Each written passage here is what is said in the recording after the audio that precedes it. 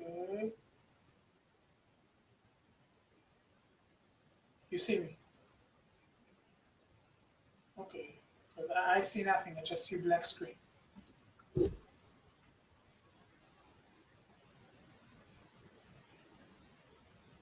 See me?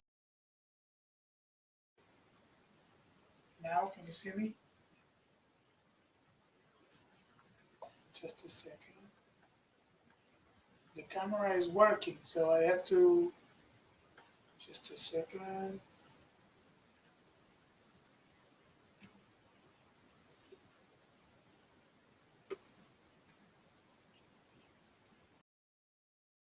Now can you see me?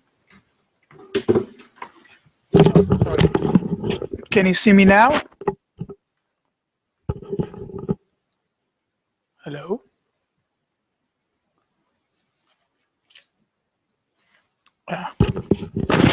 Dimitri, you can see me now, right?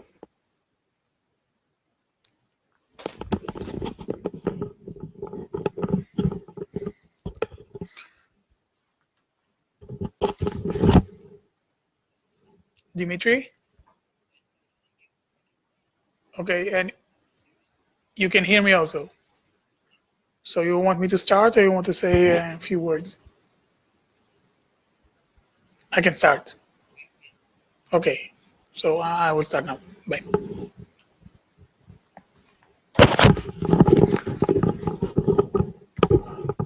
So good evening to everybody. And my name is Tal Imbar. I'm a physician at the Hadassah Medical Center in Israel.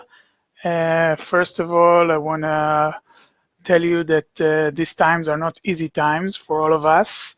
We are all fighting the coronavirus here, also in Jerusalem. But still, you know, we should keep on with our good work. And I hope you're going to enjoy my lecture tonight, which I suppose to transfer to you during a visit in Moscow. But I hope in the near future, we will still able to see each other and not talk only through webinars.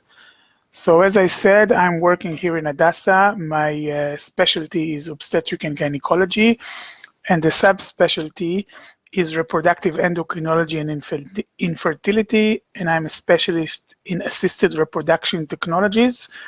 And these days in Hadassah, I'm the head of the fertility preservation unit. And I want to use this opportunity to talk with you about fertility preservation, because this is quite a new field in my area. We just established it several years ago, and it is the most rapidly growing field in reproduction and clinical reproduction in the last years. So what is fertility preservation? So I want to start with the next slide, showing you a nice sand castle or sand statue that I saw one day strolling along the beach. This artist actually portrayed the biological clock. I hope you all can see this biological clock, where women start with the oocyte, the number of oocytes she has when she is born. And then along with her age, the number is going depleted and being reduced till she reached the age of 40, 45, when the number of oocytes she has is very low, and she can only look and dream of a baby from her own oocyte. But the reality is that her remaining oocyte cannot help her become pregnant. So this is the age influence. And not only that, the number of oocyte goes down with the woman age, as you can see by this graph. Also, the oocyte that remain and can still function are not good. Most of them have chromosomal abnormalities, what leads to either infertility and non-fertilization, or in the worst case, a fertilization of a bad embryo, leading either to a miscarriage, a spontaneous abortion, or to a delivery of a sick child like children with Down, who suffer from Down syndrome and all its consequences. So this is a double hit that the age causes the oocyte. It reduces their quantity and also reduces their quality. But you know, age is something that we cannot fight. I wish I could make women younger, but I still don't know how. But fertility preservation have other reason than fighting the age. Look at this cartoon. I got it from these women. They are called Young Survival Coalition. They are very famous around the United States. These women all holding in their hands numbers. The number is the age where they were discovered as suffering from cancer. In this case, breast cancer.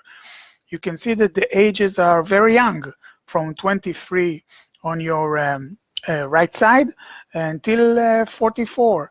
But many women are still in their reproductive age, still in the age they are wishing to have babies. And what these women brought into our awareness, the physician, the family physician, the radiologist, the oncologist, and also a physician like me, gynecologist, that we treat their cancers very good. We have very sophisticated modalities to diagnose and to treat the cancer. We have great treatments, good chemotherapeutic drugs that kill the cancer cells. But while killing the cancer cells, they are also hitting their ovaries and their fertility chances in the future. And what these women claim is that nobody talked to them when they were diagnosed and treated about the long-acting consequences of their treatment. They don't want only to stay alive and be healthy. They want to do what many other women do, and reproduce and have children. So they used to raise the awareness and come to doctors and tell them, hey, you don't treat us only with the cancer. Also, think of something, help us to prevent these future consequences.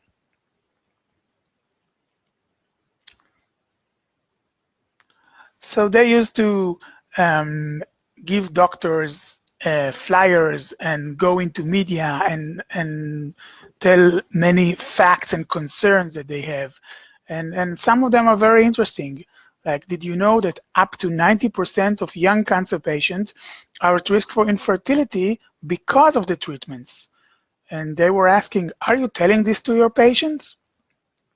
In the United States, every year, there is more than 130,000 young cancer patients that are at risk for infertility in the future, and you have to treat them now. So me as a gynecologist and doctors like me should be aware of them and treat them as they really become diagnosed. Here is a graph from the Israeli Cancer Registry. Each line, each color represent different age group of women. You can see here that the incidence of cancer, and in this case breast cancer, for every year is quite stable. And every year in Israel, which is a small country, we have new patients during the reproductive age that are suffering from cancer and getting treated in medicine and chemotherapy that might influence their future cancer. So these facts and these women brought into the awareness of the need for fertility preservation. So at the beginning, several doctors from the US and Europe, and also me included, we gathered together and we actually founded a new topic called, in the beginning, oncofertility. We didn't think about fertility preservation in its wide perspective. We just wanted to treat those oncological patients. And our aim was to give early counseling, to be there as early as we can after the diagnosis, and mainly before these women are getting the treatment that may influence their fertility. We strived to make it a standard of care and mandatory that any fertility age patient will see an oncofertility doctor before and while she is receiving those oncological treatment, gonadotoxic treatment.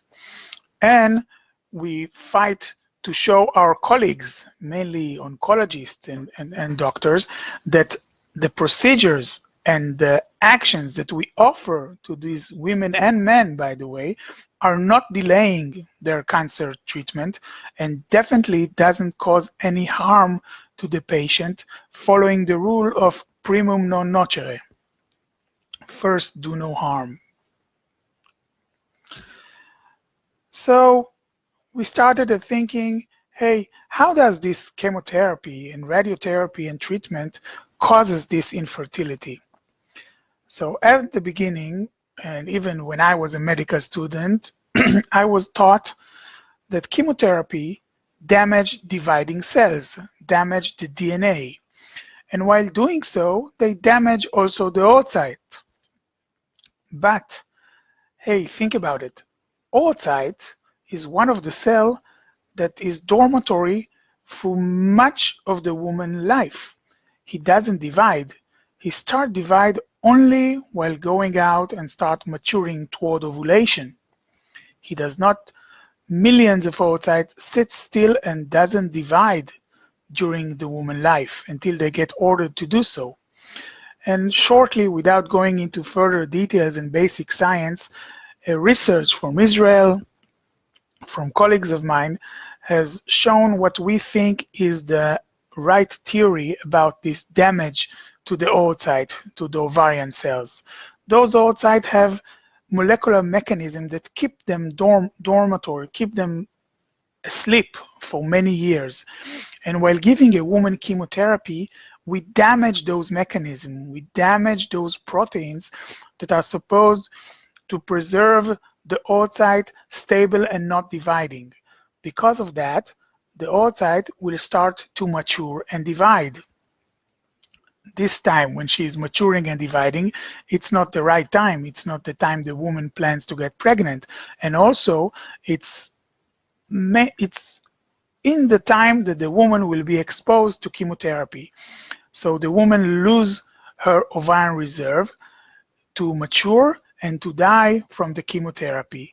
We call it a burnout phenomena, where all the oocyte, all the follicles that are kept from the birth of the woman are being depleted very quick because of this damage to the mechanism that keep them still.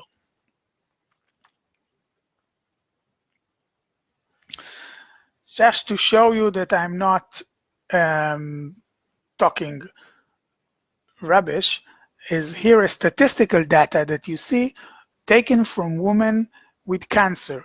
You can see that according to the age where they had the cancer, there is a definitely reduced rate of fecundity, of pregnancy and childbirth in their age. When a woman in the age of 25 or 29 will receive treatment, chemotherapeutic treatment, her chances to be a mother goes down in somehow almost 70%, a very major damage. So I told you that we decided to get some rules and criteria in order to take care of this oncological patient. And we decided in a meeting in Edinburgh, in Scotland, that we will treat women who suffer from oncological problems where they are younger than 35, when they have no previous chemotherapy or radiotherapy, if they are 15 years or older. But if they are younger, we can offer them the fertility preservation. We also tried to make this treatment only to realistic chances of survival. This is a very sophisticated and hard to accomplish criteria.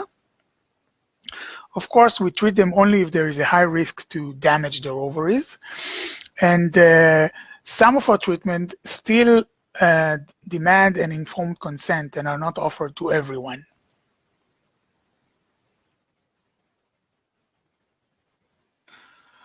At the beginning, oncological doctors ask us to give them a prescription.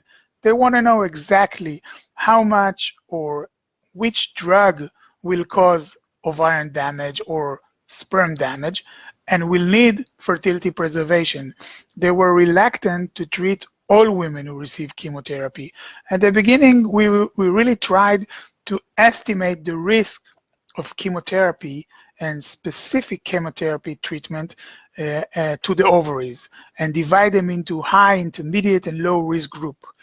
But with time, we learned that when a woman or a man start to get chemotherapy, it's only the beginning, and the physician will never know how it will end. Look at this graph, measuring the likelihood of pregnancy in a woman get treated with courses of alkylating agent like cyclophosphamide. So if a woman receives one course, which is very rare in cancer patient, her chances, a relative risk to damage her pregnancy chances are low. But look what happened after the second course. It drops into 70%. After the third, it's already around the 50%. And after the fourth course, which four courses are quite common in cancer patients, she goes down to less than 30% of her chances to be a mother. So we know where we start. We never know where we end. That's why we should offer fertility preservation as soon as we can, prior to treatment, prior to chemotherapeutic treatment. And today, if I get asked by an oncologist to give consultation, and he tell me that, yeah, we start with 1-2 courses and then we'll do evaluation and see how to go on, I will offer this woman to do a fertility preservation procedure prior to any treatment. I think that, again, you know where you start, you don't know where you end. Any questions? But with time, we learned that not only oncological patients can suffer from premature ovarian or gonad insufficiency. There are many other diseases where the patients are at big risk for their fertility potential in the future. We're talking about autoimmune diseases that are treated with gonadotropic treatment. We're talking about diseases that are being solved by hematopoietic stem cell transplantation and by bone marrow transplantation. The treatment for a bone marrow transplantation from any reason, cancer or other diseases, is still including very gonadotoxic drugs. And many of these kids, most of the time, will be cured from their disease, if it's a hematologic disease or something else. But when they will become grown-ups, they will find out that they cannot reproduce and have problem to get pregnant. So the time to preserve their fertility is prior to the bone marrow transplantation. We know today many other diseases that might cause infertility in the future. Look at this, the Fragile X mental retardation. Did you know that women who are only carrier for the Fragile X mutation are at risk for early ovarian insufficiency? Their chances to have a long fertility span are very low. They usually get into early menopause and the ovarian cease to function in a very young age, 20, 25. So these women are entitled for fertility preservation in an early age prior to the impact of this problem. We know today about many women with endometriosis, which is a very common disease. These women suffer from pain and many times from infertility. The treatment offered by many doctors might be surgical. Surgical treatment for endometriosis also might endanger their fertility span. So today in my clinic in Hadassa, each fertility age woman who is planned for an endometriosis surgery will go for a fertility preservation procedure prior to the surgery in order to preserve her fertility and not damage it with big cyst removal.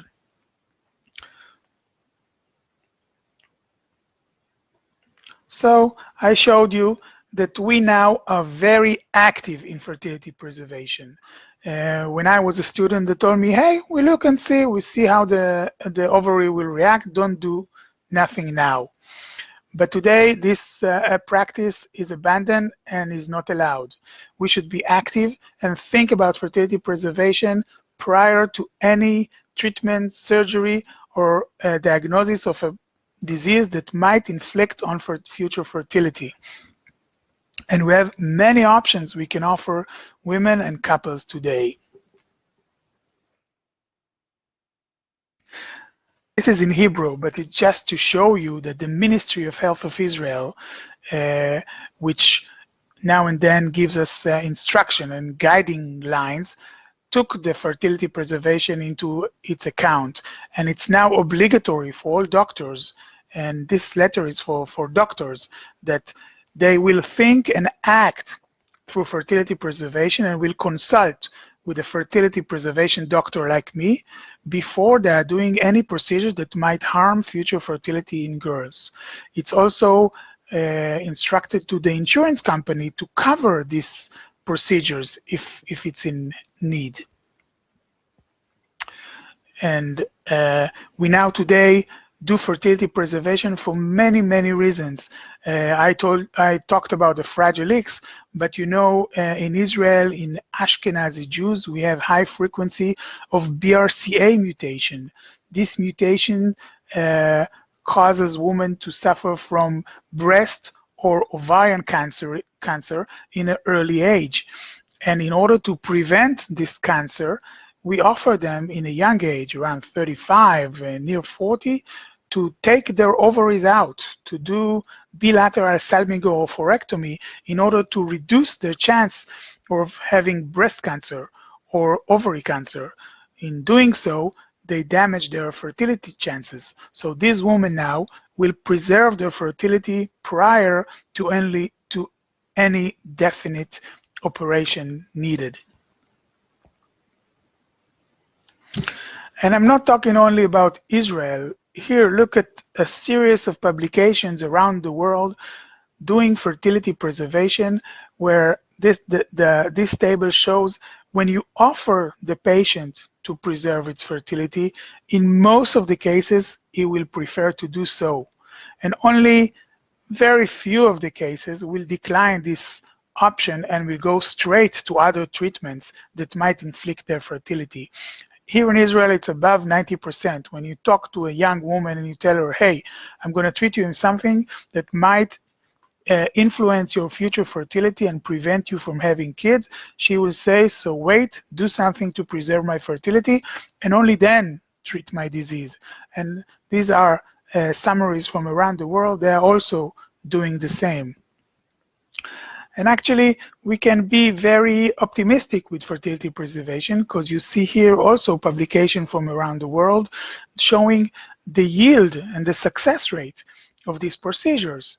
Octai published 45% live birth rate in women who preserved their fertility prior to breast cancer treatment. Ana Cobo from Spain talked about 50% in young women under the age of 35. So we have quite a good percentage of success in our procedure of fertility preservation. So how we do fertility preservation? So I want to talk now about procedure that I'm doing in prepubertal, in young girls, and I already had done it to several Russian patients, Russian girls who come to Israel to do bone marrow transplantation. These girls are prepubertal, still doesn't ovulating. I cannot get their oocyte. I cannot mature their oocyte yet. So what I offer those parents, actually, not the young girl, is to take one of their two ovaries into my lab and cut it into pieces. I will do a laparoscopy, an operation, a minor operation, but still laparoscopy, in order to take the ovary. You see here the uterus, the tubes, and here is one ovary and the second ovary. I will usually take one. I will take it as it is complete, and transfer it to the lab. Here you see pictures from my lab. This is ovary taken in operation. This operation should be done very meticulously, because if you use an electric devices in order to cut the ovary, you might damage the oocyte, and I will show you soon why. So here is one ovary of a small 5-year-old girl transferred into my lab in a media, and then the team of trained embryologists will work on this ovary for almost a day. What they'll do, they will use a cold knife, not an electric knife, and will cut the ovary into half. They will take out the yellow tissue that they see inside. The yellow tissue is fat, is cholesterol for the production of hormones for the ovary, and they will keep only the external tissue, which is called the cortex, the ovarian cortex, and they will flatten it. After it is flattened, it will be cut into small pieces, very thin and small pieces. Now you can see here the histologic appearance of these pieces, and I will go back to the fact I told you that I will very minutely will use electrical cautery and heat, because you see here that the follicles that I want to preserve, the primordial follicle which I want to cryopreserve for further fertility, are found less than a millimeter under the surface of the ovary. This is the external surface of the ovary. So if I will use an electric knife or a heating process, I will damage this pool of follicle. I will damage the oocyte, and I will not be able to use them in the future if the woman will need them. So the action should be very delicate. And after cutting it into small pieces, I will put it in a freezing tanks, and I can keep it for many years. Theoretically, forever. But usually we ask the woman, first the mother, and then the girl itself, when she grew up, to come and tell us every several years what she want to do with this tissue. And then if this woman recover from her disease, or when she's recovered from her disease, become grown up and wish to have children, and she see that she have problems in having children, then she can come back to me and ask me to transplant those part of those pieces back to the pelvis. At the beginning of this technique, of this process, we thought that we can transplant those pieces everywhere. We can transplant it under the skin and see with our eyes how those tissues are functioning and can collect oocyte very easily. But very rapidly we found out that this is not possible. When you implant a ovarian cortex tissue in a place that it's not near its original niche, near its original place in the pelvis, it will not survive. So today we do another operation when the woman needs those pieces. We can do it laparoscopically or open access. We go back to the pelvis and we transplant the ovarian, thawed ovarian pieces here in the area where the ovary used to be. And here is an operation done here. You can see that during the operation we open the broad ligament, the ligament that connect the tubes and the ovary. We open the broad ligament and we put the pieces of the ovary here. So here you can see a woman that had the ovary removed and underwent chemotherapy, and then here is her uterus, here is the fallopian tube, and here is the broad ligament. We put some of the tissues back here. We don't need even to suture it. Sometimes we glue it, and then we wait and hope it will return to function. 2 or 3 years ago, we had a convention in Vienna, and each one of us oncofertilists were asked to show how he transplant back the pieces.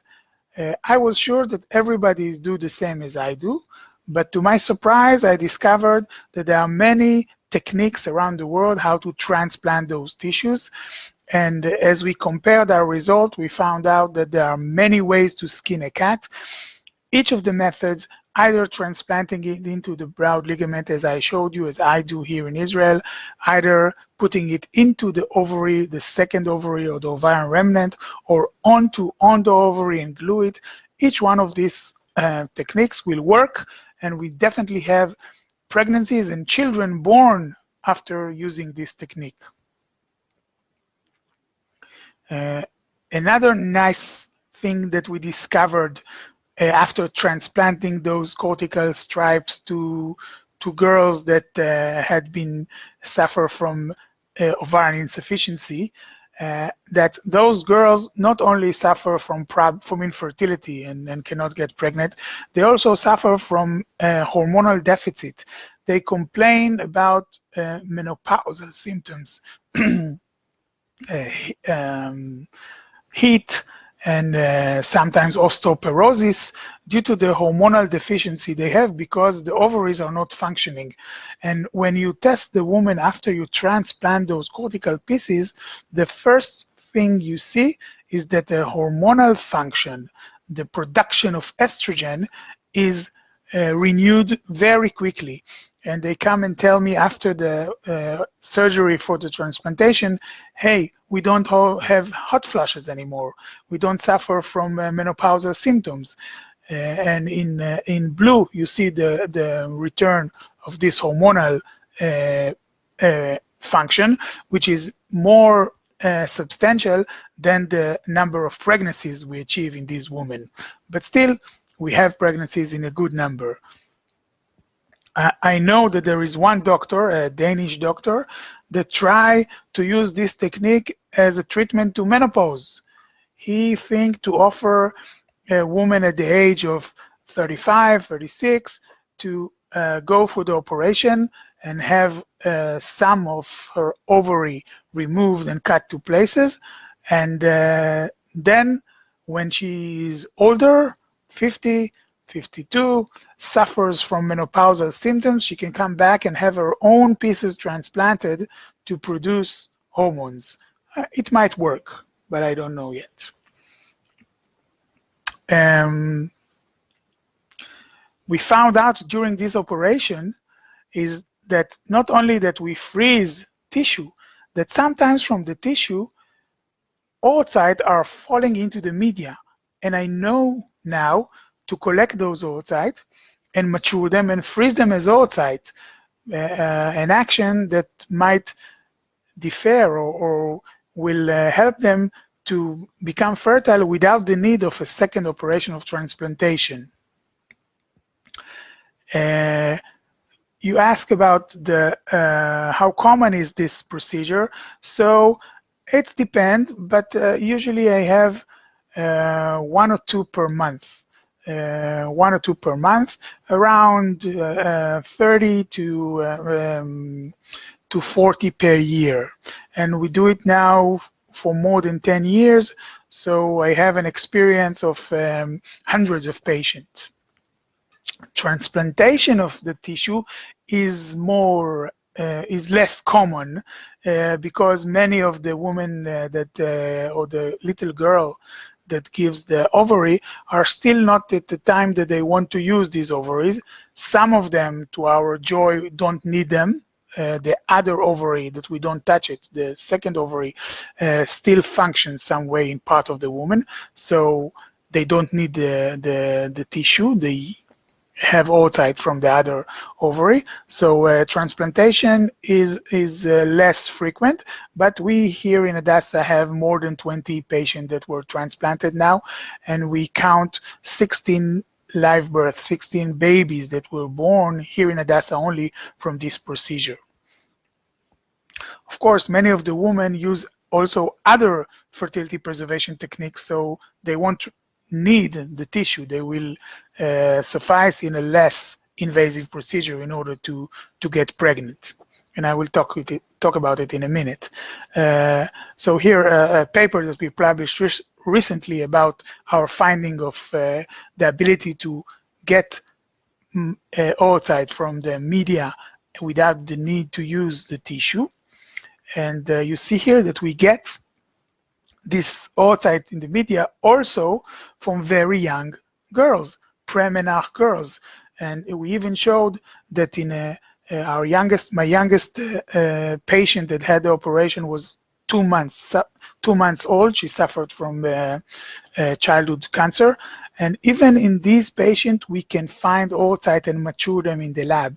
So maybe in the future, the transplantation part will not be needed. We will use the oocyte that we get and we mature them in vitro in the lab, and then we can do a regular IVF, fertilize it with the sperm, have an embryo, and put it in the woman uterus without the need for a second operation. But this is still experimental. I hope it will go on soon. We'll go for this. And I want to show you something that was done by my colleague in Israel, Dror Meirov. He is also a fertility preservation doctor. And here is a case of a young girl who suffered from leukemia. Leukemia is a problematic disease for us because it's a systemic disease. We are always afraid that leukemic cells, that cancer cells will hide in the ovarian tissue. So when a leukemic girl comes to me and I take her ovary, I tell her, hey, I'm not sure I will ever transplant it back into your abdomen because I'm afraid to reintroduce the disease. But maybe one day I will know to activate those follicles in the lab and you can use it. But one girl in Israel was insisting of having her tissue transplanted back. She even went to court and asked for permission to do it, although it's against our guidance. And she was transplanted with her tissue and got pregnant and delivered a healthy baby, and she's still healthy. So maybe in the future, even leukemic patients can enjoy this procedure. So we talked about ovarian tissue cryopreservation, but now I want to talk about other fertility preservation options, which are much common and much wider. And these options are there because of several breakthroughs that was done in the last few years. So I want to talk about 3 things, and I hope I can encompass most of the fertility preserving procedure in women at least. So the first one is our ability to assess the ovarian reserve.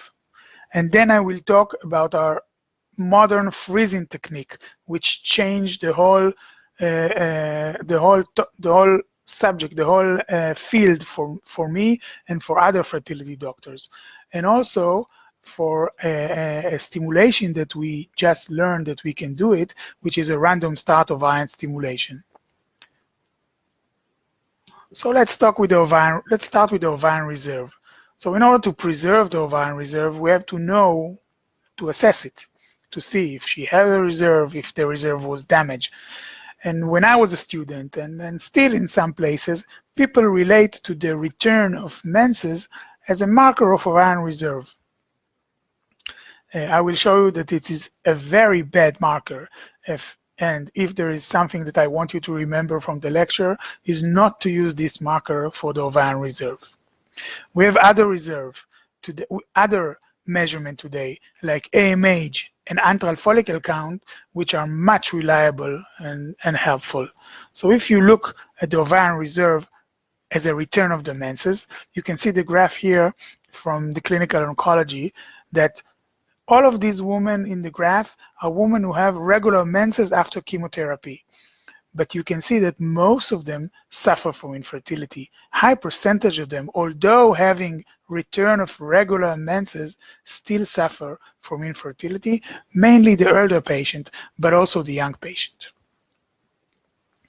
Here, it's a graph for a colleague of mine, Joe Letourneau, that show that any cancer, if it's a breast cancer, if it's Hodgkin, if it's a GI cancer, a woman treated with chemotherapy even if she still have her menses regular menses. This is what you ask the woman, do you have menses?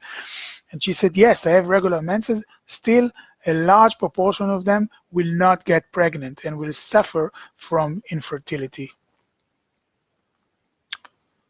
So return of menses is not a good marker. You cannot tell a woman which her menses returned that she's okay, that she can be calm, and if when she wants to get pregnant, she will have pregnant. You cannot use this marker also in other women. So if a woman fertility age asks you, how many years do I have in order to get pregnant? And you tell her, hey, your menses are regular, you get your period every month, that's okay. This is not true. This is not a good marker.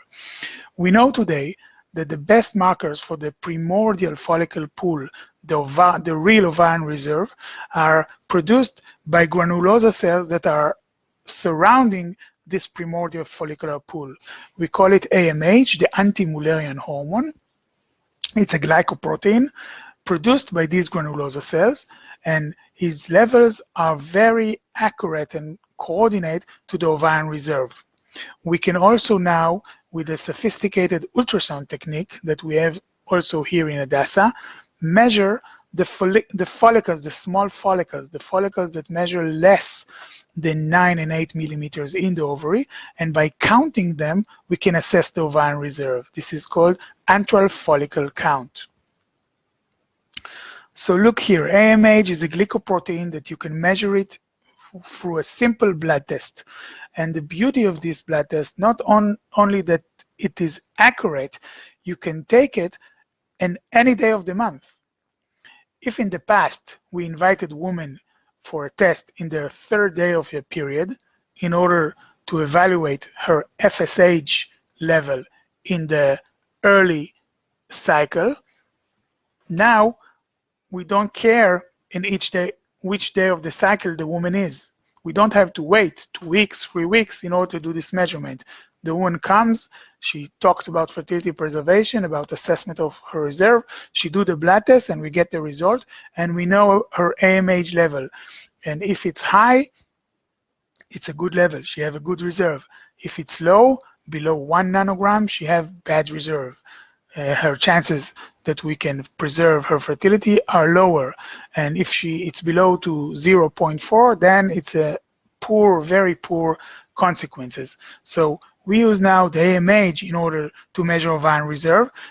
We have also drugs now that will induce the ovary using the AMH level of the women prior to the treatment. So AMH is important to assess the reserve. It is important to plan the treatment you want to give the woman in order to get oocyte from her for cryopreservation. And it also helps the oncofertilist like me to assess what is going on. So here, 2 different women, 2 different patients. One received a low-risk chemotherapy, ABVD. It's a common treatment from Hodgkin disease. So, and the other one received a much gonadotoxic treatment, non-ABVD one. And you see here that during the chemotherapy treatment, these points are in 1 month period. So during the chemotherapy treatment, both women suffered from low AMH level and damage to the ovarian reserve. But waiting a month or several months after the finish of the treatment, you can see here that the woman who received the low-risk chemotherapy had recovered. Her AMH level recovered back to normal levels, but the woman who received much higher gonadotoxic treatment stayed low and lost many of her follicles and her ovarian reserve. So we can follow women now and see how they react and what is their state according to the treatment they get using this AMH marker. Another marker that we have, as I told you, is the antral follicle count. Simply using a sophisticated ultrasound measuring small follicles in the 2 ovaries. And you see here a work we published recently trying to show how long does it take for a woman to recover to the maximal recovery after receiving chemotherapy. And you see here that a woman will maximally recover after a year. So if you measure, if a woman received chemotherapy a year ago and you measure the level of antral follicle count of AMH, this is the level that it will have. It will not recover further. This is the highest point that you will get after the treatment. And you see here that although it's recovering with time, it never goes back to 100%. At the best, it says around 40% from her function prior to the chemotherapy. And from the same work here, I want to mention another technique we use in order to preserve fertility, as this is a very evolving field of research, trying to find drugs that will protect the ovaries. So here we use the GnRH agonist. The GnRH agonist is known to help in preserving fertility in women with breast cancer. So if a woman with breast cancer receives GnRH agonist during her chemotherapy, she not only preserves more of her ovarian reserve, but she also improves her prognosis in the cancer patient. We know now that treating cancer patients with GnRH agonist will improve their prognosis from the disease. Okay, so these are the ovarian reserve assessment I use with my patient. Now I want to talk about the modern freezing techniques. So till several years ago, the technique that we all used during our freezing of oocyte and embryos was a slow freezing technique. We used to take the tissue or take the cell, the oocyte or the embryo, put it with a cryoprotectant, and put it in a device that lowers the temperature slowly from room temperature to -200 degrees, as the penguin cartoon shows here. But in recent years, we all moved to a modern, much better technique called vitrification. And the principle is that we use different cryoprotectant and we lower the temperature rapidly. We rapidly freeze the oocyte from the room temperature to -200 degrees. We just toss the cell into the freezing media.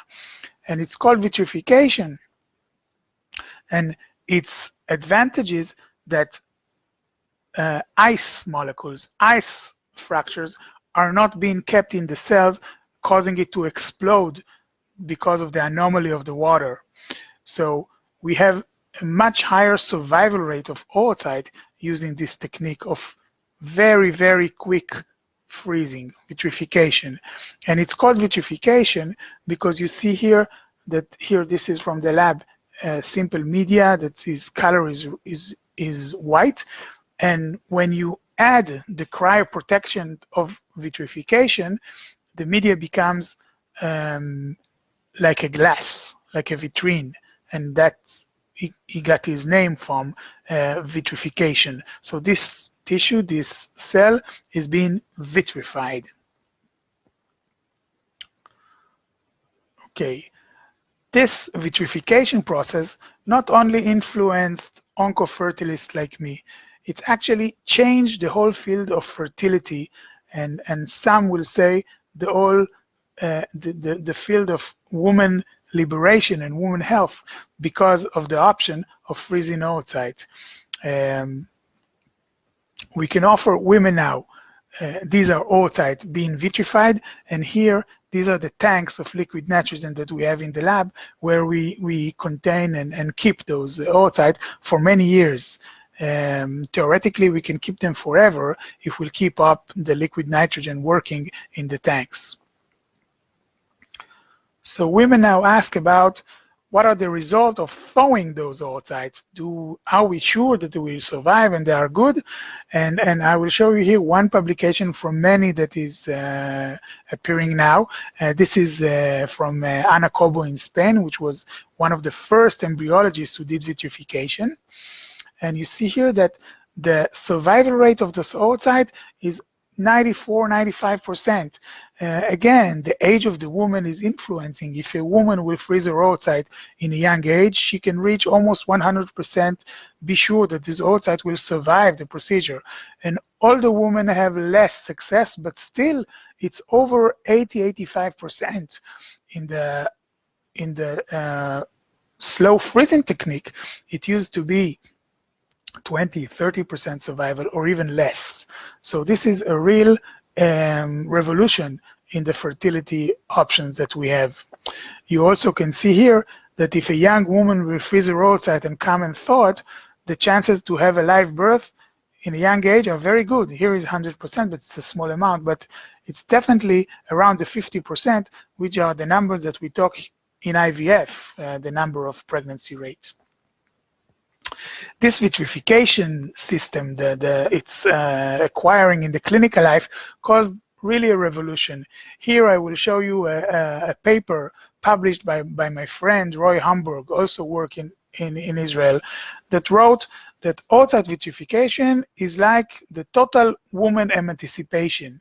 He used the Bob Dylan song, The Time They Are Changing, to say that, hey guys, doctors, if you want offer women to freeze their oocyte, you are not doing good. You need to offer every woman the opportunity to freeze her oocyte and take control of her life, of her career. He called it a total reproductive autonomy. He said that it might, you can increase the number of women proposing motherhood, doing career, doing whatever they want, and will not suffer from childlessness in the future because their oocytes were frozen when they were still young. And really, this did some revolution in our field. And today, my division have a very large portion of the deals with women, healthy women in fertility age that wish to freeze their oocyte for the future. And you see here one of the publication in this poster you can see on bus station in United States, where they offer women to work, shop, and freeze your eggs. You can come, do a simple egg freezing, and then go on with your career. So the vitrification and the freezing of oocyte is now not only for the fertility, oncofertility guys. Many other IVF and gynecological doctors are working with fertility preservation of normal women. So we talked about the fertility technique, and I actually want to end with another revolution in the field. For me, as a doctor, taught me that you always have to ask questions and never rely on the conceptions that you were taught. You will always have to think maybe things are different than you know. When I was a medical student, and even when I became a teacher and taught medical students, I used to tell them that a woman is being born with her oocyte, and then when she reaches puberty, she starts cycling, and she have a cohort of oocyte that will start growing, and one oocyte will be selected to be the leading oocyte, the oocyte that will ovulate and she can become pregnant from this oocyte. But that's it. She have one cycle. Each month she have a cycle. Apparently, this is not true. All days, all the time, women have oocyte cohort of oocyte that try to go out and mature, and they are not receiving the right signals, and they are going through a process of apoptosis, of death, and not maturation. And in the end, only one cohort succeed to mature in a specific date because of signals coming from the brain. But the ovary itself will try to produce oocyte all the day, all time, every day. The meaning of that is that we don't have to follow the woman's cycle during a fertility preservation procedure, because we are not planning pregnancy. We don't need the brain and the uterus and the hormones to be accurate in order to be pregnant. We just need to get the oocyte to the lab in order to fertilize them or freeze them. So this random start says that you can start your treatment any day of the month. It's very important because it enabled us to tell the oncologist, we will not interfere with the treatment. Give me the woman as early as you can, and I need 2 weeks even less than 2 weeks from the day that I see her, and I will freeze her oocyte or embryos. I will not postpone the chemical treatment or whatever you plan in order to cure her cancer or her disease. I need a short period of time, and that's it. And it helped us to persuade them that we do no harm. We do not interfere with their disease. We do not cause their disease to exacerbate and interfere with their treatment. If you cooperate with us, if you talk with a fertility preserving doctor, we can start at the same day to do the treatment. My office, my clinic, sits next to the oncology department, very close to bone marrow transplantation department, where I can see patient immediately as they're having consultation and diagnosis with the oncologist, and I can start working on their fertility preservation at the same day.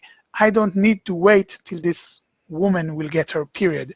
I can start this same moment, and after several days, freeze her oocyte. You can see here in the graph the cohort of oocyte that comes out every day along the cycles. If it's in the follicular phase, if it's in the luteal phase, I can even start when the woman is ovulating from a different cohort. I can start and induce another cohort and freeze the oocyte. The cycles. And as I told you before, our first principle is not do no harm. So in a work that I did with my colleague in UCSF and published several years ago, we showed that we need around 12 days in order to preserve fertility, if we're talking about oocyte freezing. 12 days, that's all. Usually, when you have an oncological diagnosis, you go through a CT scan, MRI, PET scan, second opinion sometimes. Rarely does a woman start getting chemotherapy or going through a big operation in a quicker than this period of time. So collaboration between oncologist, radiologist, surgeon, and fertility preserver can offer a woman the best treatment with the fertility preservation. Of course, if there is an urgent need for treatment, for giving chemotherapy, like a woman with superior vena cava syndrome, which with a urgent threat for her life, then what I will offer this woman is the thing that I show you at the beginning, the freezing of a complete ovary and not getting oocyte. But if I have time, I will prefer to freeze her oocyte or embryos for future fertility. So I think my lecture is arriving to its end, and I show you the many methods and ways I have to preserve fertility in women. I didn't talk about men, but I also preserve fertility for men and young children, young boys. It's much more difficult. It's still experimental, but we're working on it, and I'm actually clinically offering parents for young males that goes through chemotherapy, bone marrow transplant, to preserve testicular tissue, to freeze testicular tissue the same way we freeze ovarian tissue for future fertility. And I will end here, acknowledging all my collaborators and people that work with me, and of course my perfect embryological staff. Without them, nothing would have happened. They do, as you understand, they do the hard work on the ovaries and the oocyte in the lab. So thank you very much, and I can answer your questions now. So I see here there's a questions about the equipment. In order to freeze oocyte or embryos, you need the equipment of modern IVF lab. If I work inside an IVF lab using the same equipment, the vitrification freezing method is now common also when you freeze embryos for normal couples. It's not only for fertility preservation. So we have the equipment in every IVF lab here in Hadassah, and we use it for both procedures. The freezing of ovarian tissue, you have to have only few places do it. In Israel, there are another 2 places. In Europe, there are several places. Doctors who were trained to remove the ovaries and to handle them with care and cut them through small pieces and freeze them, as I showed you before.